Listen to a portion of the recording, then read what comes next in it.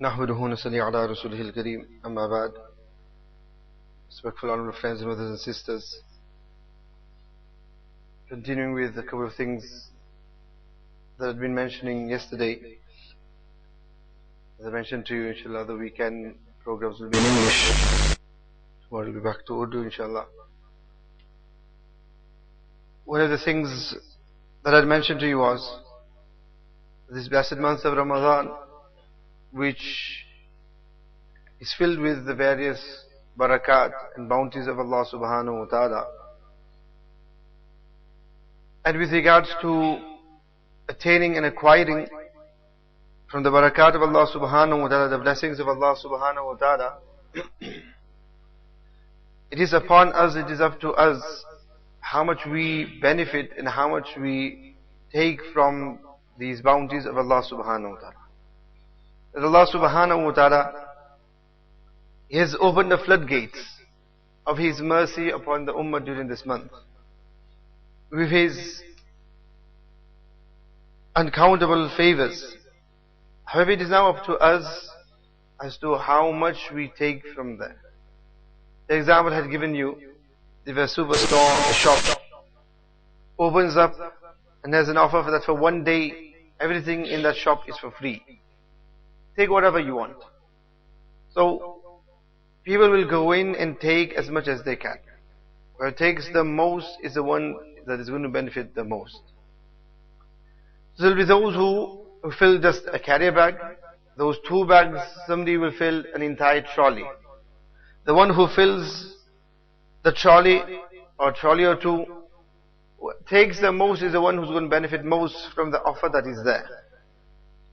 In the same way, in this month of Ramadan, the ones who fill their souls, their hearts as much as possible from the benefit of this month are the ones who are going to benefit the most. And benefiting from the month of Ramadan is not just limited to the fast and the Taraweeh. As I mentioned to you, Allah subhanahu wa ta'ala mentions to us that the purpose of this month is not fasting, and the purpose of this month is not the Taraweeh, but the purpose of this month is لَعَلَّكُمْ تَتَّقُونَ, so that we become Allah-fearing people, that we acquire taqwa. This is the purpose of this month. The fasting and the Taraweeh and the other ibadat, these are a means of acquiring taqwa. But the actual purpose is taqwa. But what we have done is we have made the purpose of this month just the Taraweeh, the Salat and the Sawm. Meaning the means of acquiring taqwa, we have made that the maqsad, the purpose of the month of Ramadan.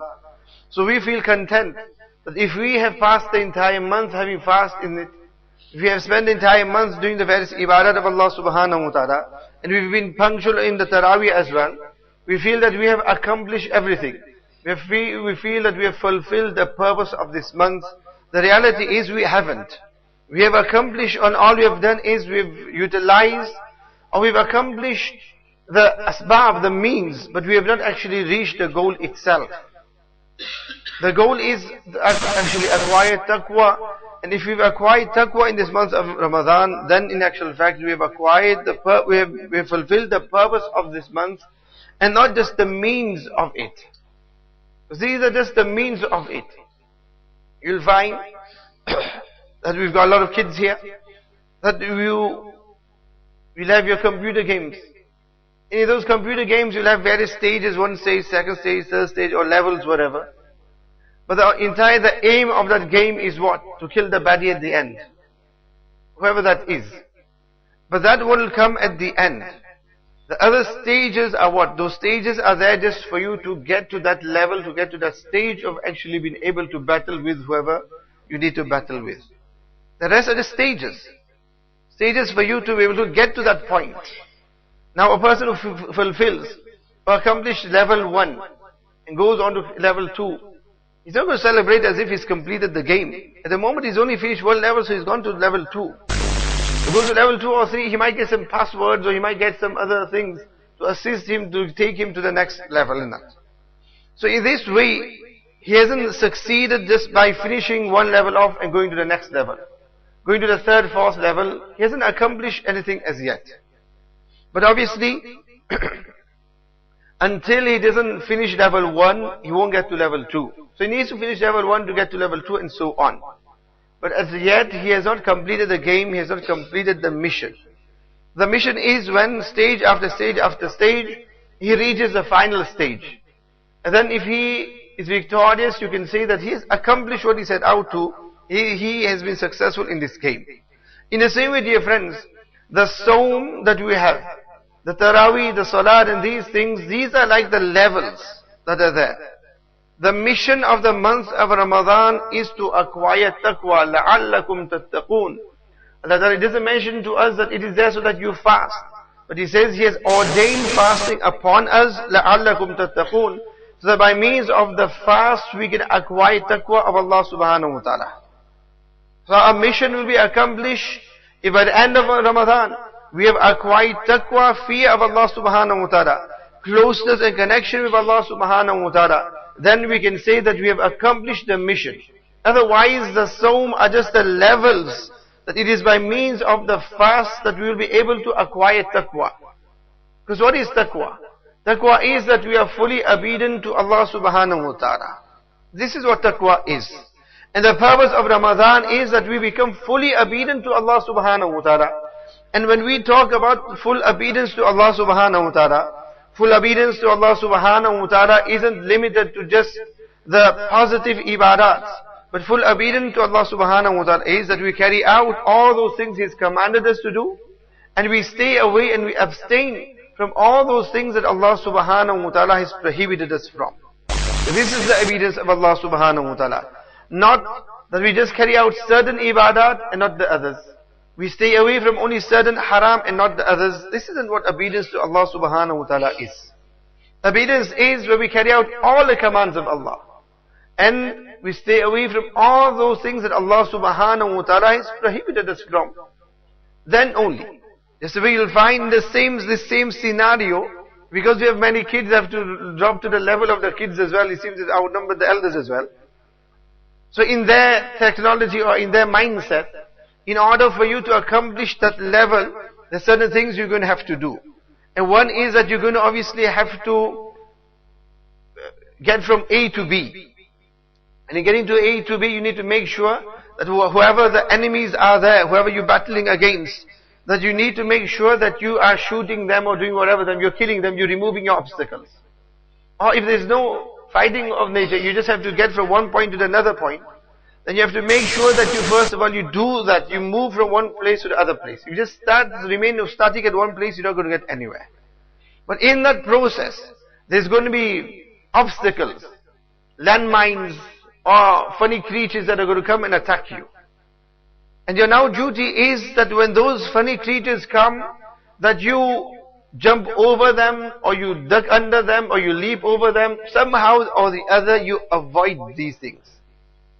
Because if you don't avoid them, then what's going to happen is that they're going to take your life away. You've lost a life. Or either if you've accumulated some points, you lose your points, bonuses, or whatever you've been accumulating. In the past, once upon a time, there was Sonic the Hedgehog, which is probably revamped now, who collected all these rings. But the moment you hit the stone, all the rings flew away. All the rings flew away. So in the same way you find, in order to save all those rings that you've accumulated, it is important that you watch out and be careful and avoid all those obstacles. So that at the end you've accumulated the most amount of rings, and that will boost your score or whatever else benefits you get from it. In the same way, dear friends, when it's in the month of Ramadan, we need to accumulate all those gold rings, all and as much ibadah that we can in the month of Ramadan. And along with that, we need to be doing all those things that we need to be doing, which is the various faraiz ibadat of Allah subhanahu wa ta'ala, which is part of taqwa. That is, throughout the day, whatever was farz upon us to accomplish, to fulfill that farz. And then along with that, throughout the day, we're going to get various obstacles that are going to be in front of us. And if we do not abstain and save ourselves from those obstacles, then whatever we have acquired, we're going to lose that. And this is what taqwa is. Throughout the day we've stayed with fast. And because we've stayed with hunger and fast, we've acquired a lot with regards to that ruhaniyat, spiritualism from Allah subhanahu wa ta'ala. But then you're going to get an obstacle. You're going to get an obstacle of a certain movie that you entice towards watching. You're going to get the obstacle of listening to music.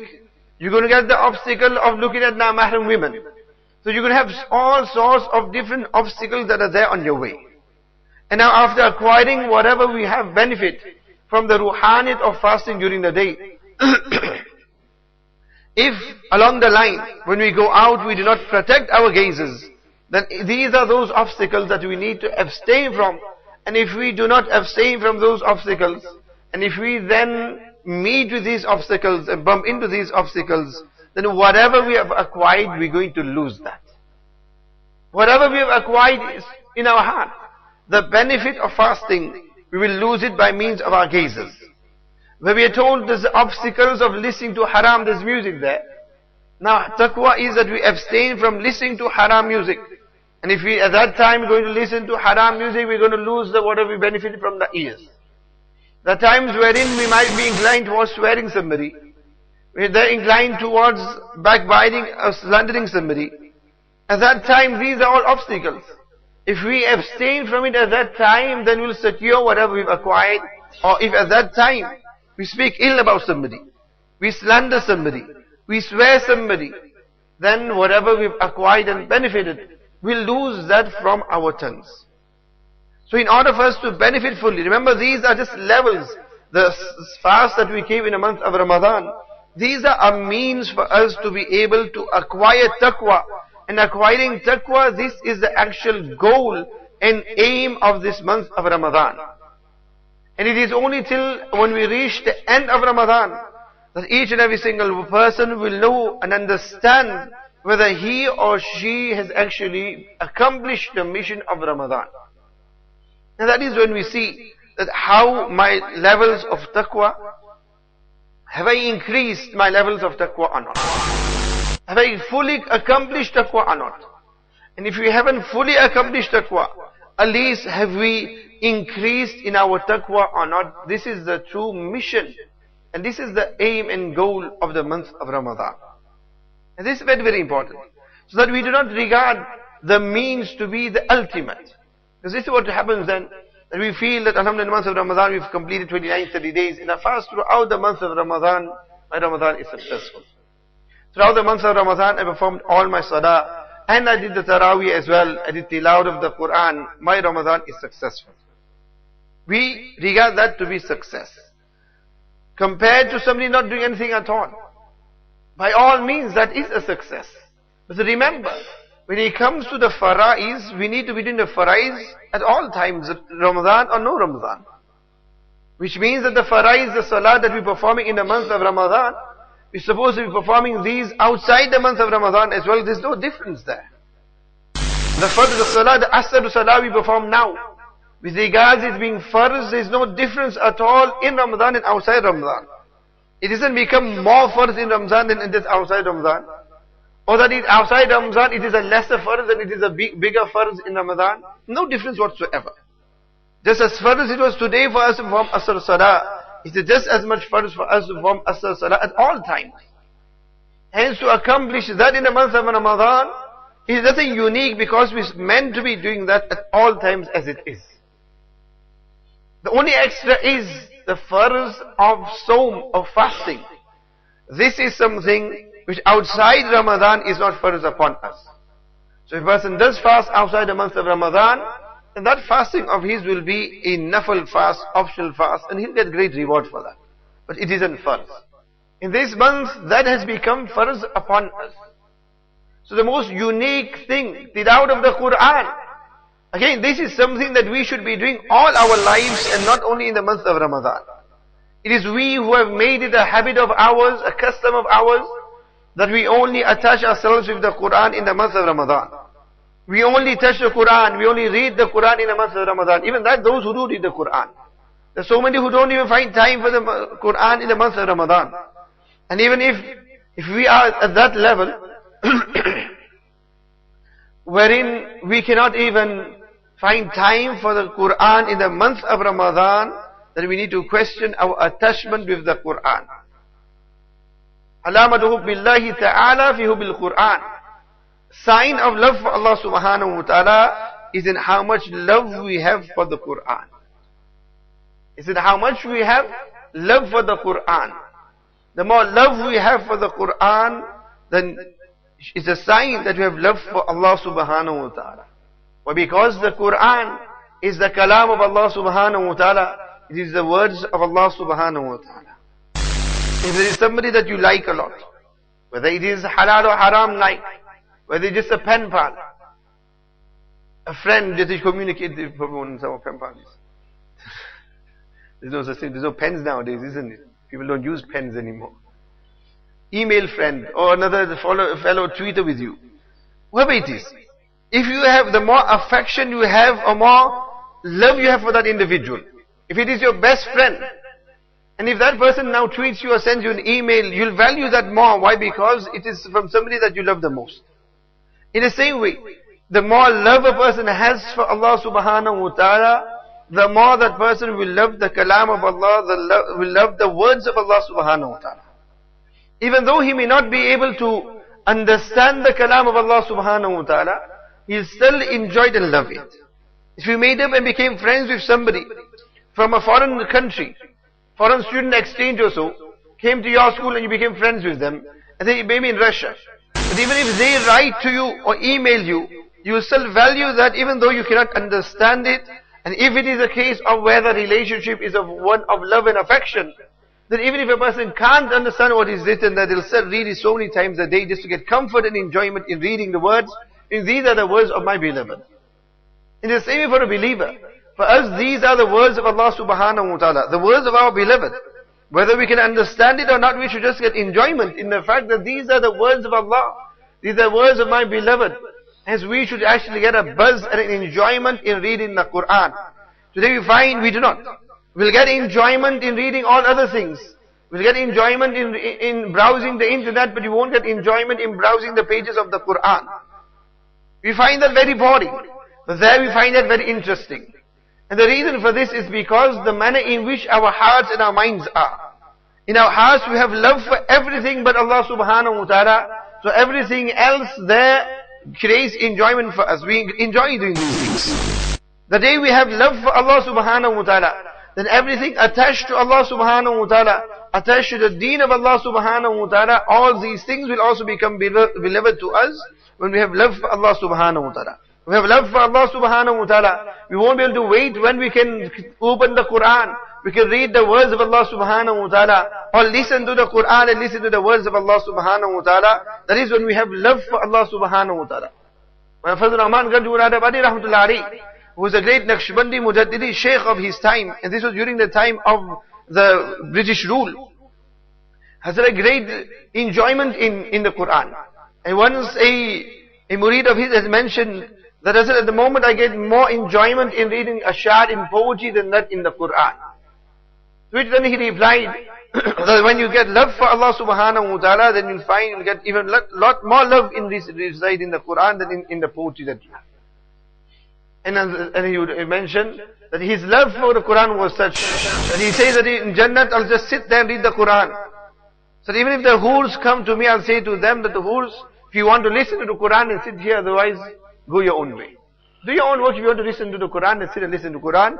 Mean that his enjoyment in the Quran is even greater than him being indulging with the damsels and the hools of Jannah. This is love. Love for Allah subhanahu wa ta'ala. And this is the reality. That when a person has love for any person, then everything attached to that individual also becomes beloved to a person. Everything attached to it. Everything attached to it becomes beloved. If we have love for Allah subhanahu wa ta'ala, then everything attached to the deen of Allah subhanahu wa ta'ala will become beloved to us. The remembrance of Allah will become beloved to us. The talks and the speeches in the masajid will become beloved to us because, again, it is related to Allah subhanahu wa ta'ala. We'll have enjoyment in it. We won't become bored. We won't find it very taxing upon us. The zikr of Allah, the remembrance of Allah will become enjoyable for us. Listening to the Quran will become enjoyable to us. Then instead of us loading and having so many haram things on our phones and our iPods and that, We'll have the entire Quran only so that whenever we have time, instead of listening to haram, we can entertain ourselves by listening to the words of Allah subhanahu wa ta'ala. By listening to the dhikr of Allah subhanahu wa ta'ala, the remembrance of Allah subhanahu wa ta'ala. But this is when we have the love for Allah subhanahu wa ta'ala, and the purpose of the month of Ramadan is that we acquire the love of Allah subhanahu wa ta'ala. لَعَلَّكُمْ تَتَّقُونَ means that when a person becomes a muttaqi, that he acquires the love of Allah subhanahu wa ta'ala. Because now when he lives a life of taqwa, in life of taqwa, just as I mentioned to you, the example I had given to you of the computer game is exactly similar to what Umar radiallahu ta'ala, the definition that he has given, that this is what taqwa is. That a person is going on his way, and while he's walking on your way, you'll find there are places wherein there's no obstacles there at all. And where there's no obstacles, you can walk freely as you want to. And then you might come to certain places wherein the road or the path becomes narrow, where there might be some thorny bushes that are around there. And now when you come to those thorny bushes, what happens is that now you step carefully. If you've got a jabba on, you'll gather your jabba together. There you will not walk as freely as you normally would do. Because you know if you are going to do so, then you're going to rip your clothing. There a person becomes conscious as to where he steps and where he puts his foot. This is what taqwa is. That where everything is halal for us, we do the halal, we do the obedience of Allah subhanahu wa ta'ala. At the moment we face with the disobedience of Allah subhanahu wa ta'ala, there now we take precaution. Person is driving, you can drive as freely as you want to. The moment the traffic lights are on red, you need to stop there. Where it's green, it means go. Wherever it is green, which means that wherever it is halal, there we do whatever is halal for us. The moment the red light is there, that means that we need to stop there and not go beyond. So every time we watch TV, we watch movies, we listen to music, and we do all the haram things that are there. We watch immoral things on the internet. All these things are the red lights. These are those places that we need to be stopping and not going further. The person who goes further then as well, the one who misses the red light, what's going to happen is that he's going to be caught. He's going to be fined and he's going to be punished. And in doing so, he's going to wreck his life with somebody else if he knocks into somebody else. There are consequences for the one who goes beyond the red light. And the one who stops at that time is going to be secure. No fines, no penalty, no accidents at all. And now when the light is green again, he carries on again. In the same way, for us Allah subhanahu wa ta'ala has given us these red and green lights. Where things are halal for us, Allah subhanahu wa ta'ala has got the green light is there. Do halal. You want to eat halal, eat that which is halal. But you feel to go to McDonald's, there's a red light there. Do not enter into McDonald's. Why? Because the food there is haram. The food there is haram, you don't need to be going into McDonald's. And even if one or two things may by chance be halal, still the fact that there is doubtful means that we need to abstain from that. That is the amber and red light now. Which means the law is a thing you can still go through. But precaution would be you slow down and you stop instead. So where there is doubt, doubt is not haram. But Nabi Kareem sallallahu alaihi wasallam mentions, "Da' ma yuribuka ila ma la yuribuk." Leave that in which there is doubt for that which there isn't doubt. And also mentioned by, there's no big deal in McDonald's milkshake or the fillet of fish.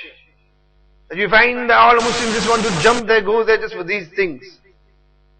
And even if nobody can make something similar to that, stay away from it, you're not going to die. Stay away from that for the fact that it is doubtful, because we don't know whether there is things are segregated or not. Cross-contamination is an issue as well.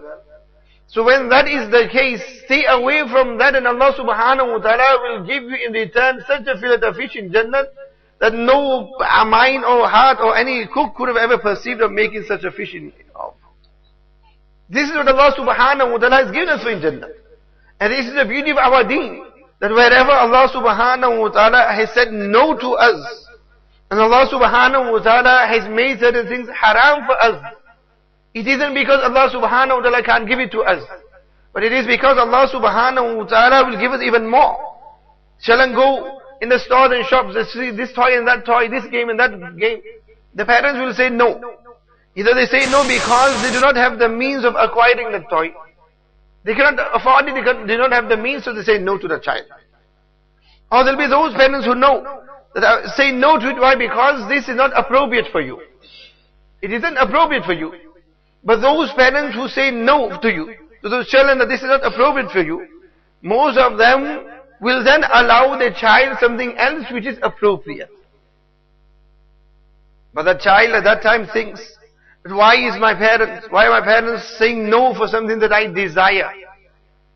I specifically want only this type of toy. I specifically want only this game. Or I specifically want these type of things. Whereas the parents are aware that these games are not appropriate for children. It isn't appropriate for them. There are very immoral things on these things. They should not be allowed these type of things. They shouldn't be allowed such types of clothing as well. They shouldn't be allowed such type of dressing, of hairstyles and fashion in that. The parents will prevent them from it. The child will think that why does my parents stop me from these things? It is my desire, I want this, and why my parent is preventing me from this? And then what happens is, either the parents also weak and give in and just get that and give whatever the child wants. In doing so, they are not benefiting the child. The child may feel that yes, my parents are the best parents. Because whatever I want and whatever I desire, my parents are giving me that. But they do not realize that those same very parents are destroying that child, they are spoiling that child. And the parent that says no, knows what is good and bad for the child. In the same way, dear friends, we desire everything. We want to be able to go anywhere, able to eat at McDonald's as well, and also eat at any other halal place as well. We want to eat anywhere. Why? Because we're not looking at what is halal, what is haram. We're just looking for what I desire. Today I do not desire to eat at this outlet which is halal. I desire this place, so we just go there and eat there because we desire that. Today I desire to listen to this, listen to that. I desire to do this, to do that, and we want to go and just do what our desires want. Whereas Allah subhanahu wa ta'ala knows that from our desires, there are those things which are fine, and those which are allowed, Allah subhanahu wa ta'ala has permitted those for us. And in our desires, Allah ta'ala knows that there are those things which are detrimental for us. So Allah subhanahu wa ta'ala has made those things haram, and Allah subhanahu wa ta'ala has prevented us from those desires. Knowing that those desires are harmful for us. The parent who knows the child feels that I know my child the best. If somebody else gets involved, the parent will say, I know my child the most. I know my child better than anybody else. I know what is right and wrong, what is best and what is wrong for my child. Dear friends, more than any parent knows a child, Allah knows His creation. Allah Ta'ala knows His servants. And Allah subhanahu wa ta'ala knows what is best for His servants. Nobody else knows better than what Allah subhanahu wa ta'ala knows what is best for His servants. Allah Ta'ala created us, we didn't create ourselves. If we created ourselves, then we could have said that I know what is best for me. But no, we didn't create ourselves. Allah subhanahu wa ta'ala created us. And when Allah subhanahu wa ta'ala created us, Allah created us knowing what is best for you and I. For that reason, Allah subhanahu wa ta'ala has allowed us to do certain things, and Allah subhanahu wa ta'ala has prevented us from doing certain things. Why? Because Allah subhanahu wa ta'ala knows what is right and wrong. Just so we find in society, there are certain things that we know, we can understand that these are right and wrong. For example, killing. There's nobody in their sane mind who thinks murdering and killing somebody is good. Every person will understand, if I kill somebody, it is a wrong thing, it is a bad thing to do. I can't just go around killing people. So these are things a person by his own mind can understand and see that although you can kill, you cannot kill. But killing is that which is wrong. They can understand that themselves, so they'll abstain from it. Though we will just then go and start killing as well. In the same way, there are certain things that we can understand that are right and wrong. We do not need to be told these things. And at the same time, there are certain things which we cannot understand whether these are right or wrong. We cannot understand whether it is right or wrong. And for that we need to be told that these are things are right and wrong. For that reason Allah subhanahu wa ta'ala hasn't let us loose and free, that we can go and do whatever we want to. Allah subhanahu wa ta'ala has made certain things halal for us, and Allah subhanahu wa ta'ala specifically told us certain things are haram for us. So that we abstain from these things. Because we cannot make that judgment of what is good for us, what is bad for us. And as I mentioned to you, that where we then feel that pain of staying away from that which Allah has prevented us from, in return of that Allah subhanahu wa ta'ala will give us so much more. Because Allah subhanahu wa ta'ala, when He says no, that parent which is compassion for the child, when that parent says no, the parent won't say no to everything. The parent will say no for what is wrong, but the parent will say yes for what is right. And the parents will give what is right as well. And more than that you will find, that the moment the parent says no, that child that obeys the parent, when is then you get that child who, when the parent says no, still starts shouting and bawling. Those kids who start yelling and crying in the store. So that now the parents, just to make the child quiet, they just buy the stuff as well just to make the child quiet, to save themselves from embarrassment. So when is that child that continues, the parent says no, but the child keeps on making zid, keeps on being stubborn. The parent will not like that child. But that child who once the parent has said no, and the child immediately keeps quiet and doesn't request the same thing again. And remember, the parent knows that the child has felt that pain in not getting what the child has wanted. The child wanted that game. He loves that game. He wants that game. I've said no. He has felt that pain. He feels sorrow. He feels like crying as well. But because I've said no, he's kept quiet. He's not saying anything more. You will find that parent will love the child so much that parent himself or herself, without asking of that child, will give that child so much more. The parent will want to give that child so much more, knowing that this child of mine is so obedient to me.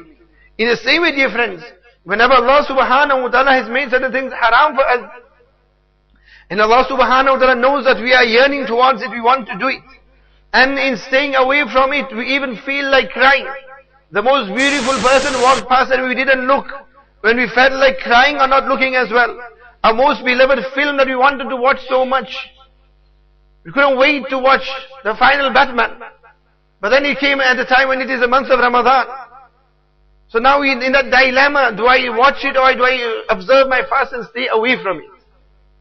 And at that time as well, a person thought of it and said, no, whatever happens, no matter how much ratings it gets or whatever my other friends may say how good it is, but no, I'm not going to go and watch such a thing, and I'm going to stay away from haram and disobedience of Allah subhanahu wa ta'ala. And if that movie was so beloved to you, and if you had so many plans and ambitions in wanting to watch that as well, and you didn't, and you felt that pain, Allah subhanahu wa ta'ala is aware of that pain as well. But Allah subhanahu wa ta'ala knows that look how obedient this servant of mine is, that out of my love, he didn't go and watch that movie he wanted to. He didn't go and do that haram because of my love. Then Allah subhanahu wa ta'ala will do what? Allah subhanahu wa ta'ala will reward him. And when Allah subhanahu wa ta'ala rewards, that parent will reward that child with something much better than the child wanted. Allah subhanahu wa ta'ala will then reward us with that which is much greater than that which we desired for. And that is that Allah subhanahu wa ta'ala will give us better things in Jannat. He'll give us better things in Jannat. And better than Jannat is that Allah subhanahu wa ta'ala will bless us already in this world with enjoyment greater than that of Jannat. This is how Allah subhanahu wa ta'ala works, dear friends. Allah subhanahu wa ta'ala is more loving to us than any mother to her child. After all, Allah is the one who created love in the mother. And not in just one mother, but the entire world's mothers. From the time of Sayyidina Hawa till the day of Qiyamah. And not just that in human form, but in every single species that you can imagine, there is a mother there as well. And whatever that even a beast has love for its child, Allah subhanahu wa ta'ala is the one who has given love to them. Just before Ramadan in the tafsir I mentioned to you with regards to the rahmah of Allah subhanahu wa ta'ala, Nabi Kareem sallallahu alaihi wasallam mentions that Allah subhanahu wa ta'ala has 100 rahmat, mercy of His. And from that 100 mercy, He's kept 99. It is only the one mercy of Allah that He sent on this world. And it is just that one mercy of Allah subhanahu wa ta'ala that has been distributed amongst the entire mercy that we find on earth. Whenever any mother shows mercy to her child, an animal, a beast to his child, a friend to a friend, a neighbor to another, insanit, human beings and none, whoever shows whatever mercy upon one another throughout the day of Qiyamah, St. Adam till the day of Qiyamah, this is just one from one mercy of the 100 mercy of Allah subhanahu wa ta'ala. So just imagine how compassionate, merciful Allah subhanahu wa ta'ala is. So for that being who has so much mercy, do we think that that being that Allah subhanahu wa ta'ala on our little sacrifice of ours is not going to reward us and not give us? That is impossible. But the thing is, we have learned to take from everything of this world. We have not learned to take from the treasures of Allah subhanahu wa ta'ala. That child who is obedient to the parent will catch on and understand that the more I behave, the more obedient I am to my parent, the more my parent will give me. That child is intelligent. What is that child? Who thinks, no. The way forward is that whatever I want, to throw a tantrum. To throw a tantrum. And make sure that I demand that stuff. And in this way that child will think that yes, my parent is giving it to me. That child who wants something in the store, the parent says no. The child starts yelling and screaming and crying. Remember, dear friends, for those adults, although the examples of toys and kids, but the lesson is actually for, the kiddie stuff is for the kids. But the actual lessons is for the elders. Don't lose the point. The point is that for the elders, they probably don't understand that at the moment. They probably just enjoy the kiddie part. They're not understanding what I'm actually getting. I'm keeping everybody together. The whole point is the lesson that I'm giving you. Do not forget that. So that child at that time feels that if I throw a tantrum, my parent will bite and give that to me. And he is getting it. But he is getting that toy out of the anger and out of the disobedience of the parent. The parent is not happy with that child, but the parent will get it and give it to him. What enjoyment will he get in that? In the same way, whenever we have desire of committing disobedience of Allah subhanahu wa ta'ala, we will still go and do it. Remember, we had desire of eating halal, haram, we ate haram. We had desire of doing haram, we went and we did the haram as well, so we threw a tantrum. That no, whatever happens, I'm going to do what is haram. Nafs wants me to go towards haram, no, I'll make sure I'm going to do haram. We'll go and we'll do that haram. We'll enjoy that haram as well, but remember that along with that we are incurring the wrath and anger of Allah subhanahu wa ta'ala. That person isn't intelligent. But that child is intelligent who understands that on a few occasions when my parents said no and I obeyed my parents, and then my parent favored me so much, and I became favorable in the eyes of my parent. The parents may have certain children they may favor, but the reason for favoring them is only on the basis that that child is most obedient to the parent. And that child then now sees the benefits of it. And that child will, even when the other children say, but why the parents always favor you? That child will say the reason why mom or dad favors me is because I always obey mom and dad. If you start listening to your mom and dad, then your parents will favor you as well. Because they favor because of the obedience. In the same way Allah subhanahu wa ta'ala, He will favor us if we are obedient to Allah subhanahu wa ta'ala.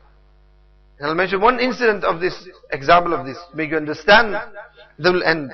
That is, that Mahmud Ghaznavi, rahmatullah alayhi, Mahmud Ghaznavi, who was a king, and in his empire, the man that he had from there, he had a person, a servant there by the name of Ayaz. Ayaz was very loyal to the king.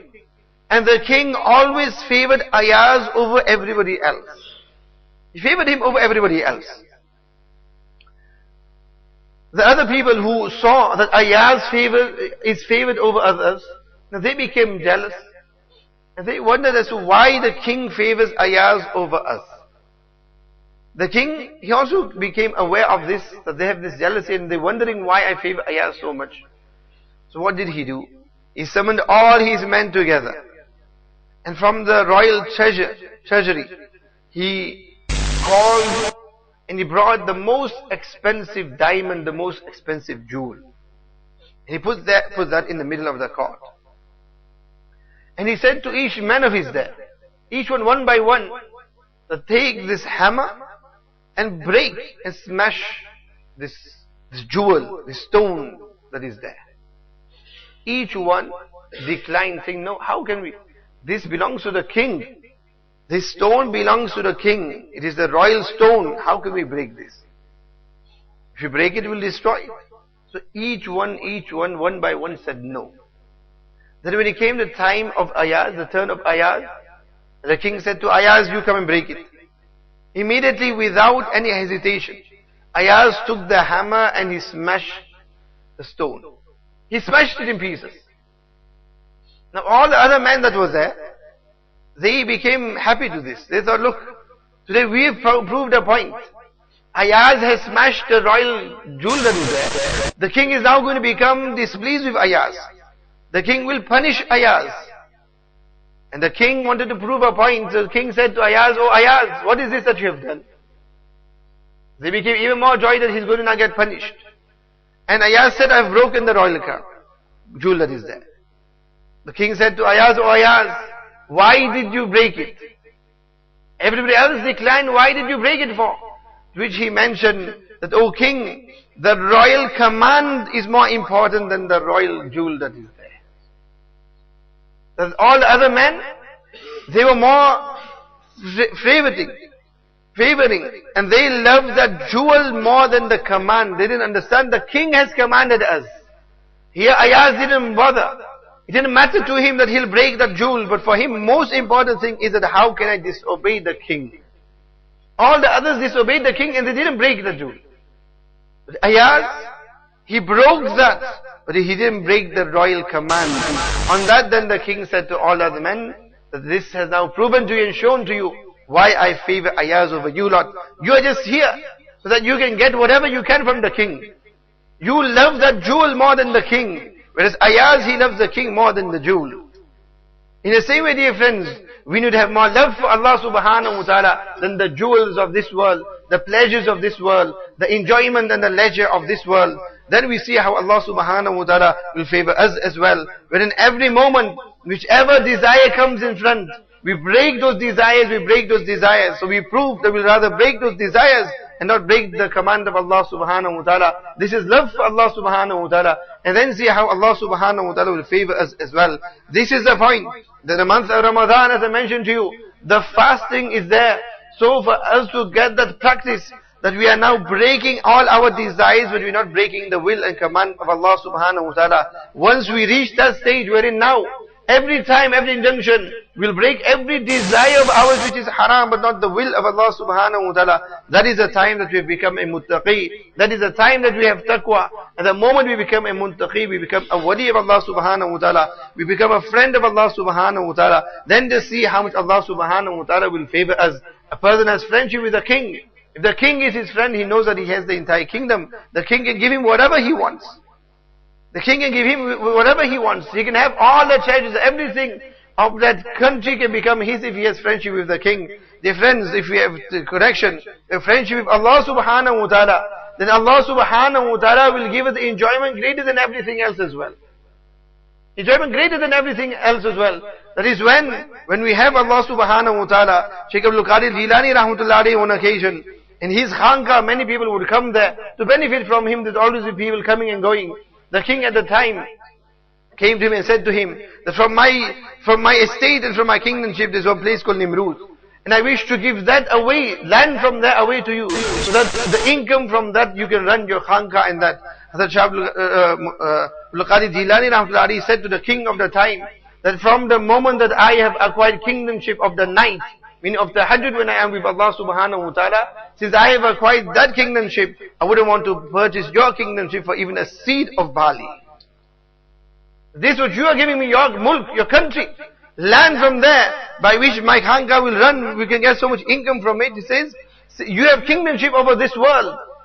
But since I got kingdomship over the nights, of when I stand in front of Allah subhanahu wa ta'ala, since that kingdomship, my condition is such that your kingdomship, I wouldn't even purchase that for even a seed. Means that even if that is offered to me for a seed, it has no value to me. This is when, why? Because it has a connection with Allah subhanahu wa ta'ala. And Allah subhanahu wa ta'ala granted that person so much enjoyment, that the enjoyment of the pleasures of this world became nothing at all, when we now start gaining from the treasures of Allah subhanahu wa ta'ala. But this again depends on how much we want to draw from the pleasure of Allah subhanahu wa ta'ala. May Allah subhanahu wa ta'ala grant us all the maqam of taqwa.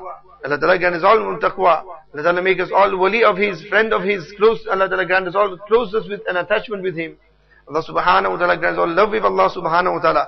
Enable us all to stay away from the disobedience of Allah subhanahu wa ta'ala. So then we can taste from the treasures of closeness of Allah subhanahu wa ta'ala. رَبَّنَا تَقَبَّلْ مِنَّا إِنَّكَ أَنْتَ السَّمِيعُ الْعَلِيمُ وَتُبْ عَلَيْنَا إِنَّكَ أَنْتَ التَّوَّابُ الرَّحِيمُ سبحان ربك رب العزة عما يصفون وسلام على المرسلين والحمد لله رب العالمين.